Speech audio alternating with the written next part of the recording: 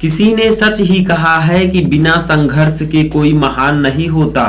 तो hello friend, आज के इस वीडियो में मैं आपको एक ऐसी कहानी सुनाऊंगा जो आपको संघर्षशील बना देगी। इस कहानी का टाइटल है परमात्मा और किसान। एक बार एक किसान परमात्मा से बड़ा नाराज हो गया।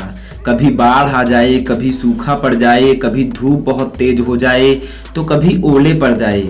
हर बार कुछ ना कुछ कारण से उसकी फसल थोड़ी खराब हो जाती थी। एक दिन बड़ा तंग आकर उसने परमात्मा से कहा, देखिए प्रभु, आप परमात्मा हैं लेकिन लगता है आपको खेती बाड़ी की ज्यादा जानकारी नहीं है। एक प्रार्थना है कि एक साल मुझे मौका दीजिए, जैसा मैं चाहूं वैसा मौसम हो, फिर आप देखना मैं कैसे अन्न के भंडार भर दूंगा। परमात्मा मुस्कुराए और कहा, ठीक है, जैसा तुम चाहोगे वैसा ही मौसम दूंगा, मैं दखल नहीं करूंगा। किसान ने गेहूं की फसल बोई। जब धूप चाही तब धूप मिली, जब पानी चाही तब पानी।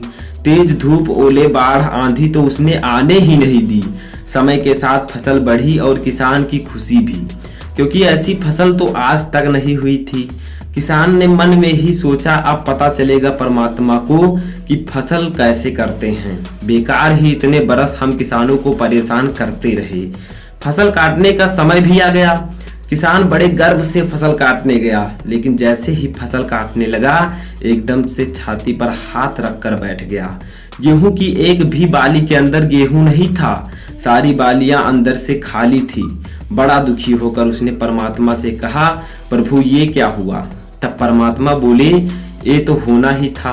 तुमने पौधे को संघर्ष का जरा भी मौका नहीं दिया, न तेज धूप में उसे तपने दिया, न आंधी ओलों से जूझने दिया। उनको किसी प्रकार की चुनौती का एहसास जरा भी नहीं होने दिया, इसलिए सब पौधे खोखले रह गए। जब आंधी आती है, तेज बारिश होती है, ओले गिरते हैं, तब पौधा अपने बल से ही खड़ा रहता है। वो अपना अस्तित्व बचाने का संघर्ष करता है और इस संघर्ष में जो बल पैदा होता है वही उसे शक्ति देता है, ऊर्जा देता है, उसकी जीवटता को उभारता है। सोने को भी कुंदन बनने के लिए आग में तपने, हथौड़े से पिटने, गलने जैसी चुनौतियों से गुजरना पड़ता है, तभी उसकी स्वर्णिम आभा उभरती है, उसे अनमोल बनाती है। उसी तरह जिंदगी में भी अगर संघर्ष ना हो, चुनौती ना हो, तो आदमी खोखला ही रह जाता है, उसके अंदर कोई गुण नहीं आ पाता। ये चुनौतियां ही हैं जो आदमी रूपी तलवार को धार देती हैं, उसे सशक्त और प्रखर बनाती हैं। अगर प्रतिभाशाली बनना है तो चुनौतियां तो स्वीकार करना ही पड़ेगा, अन्यथा हम खोखले ही रह जाएंगे। अगर जिंदगी में प्रखर बनना है, प्रतिभाशाली बनना है, तो संघर्ष और चुनौतियों का सामना तो करना ही पड़ेगा। यानी कि हमें अच्छा आदमी बनना है तो संघर्ष का सामना जरूर करना पड़ेगा, क्योंकि बिना संघर्ष के कोई महान नहीं होता।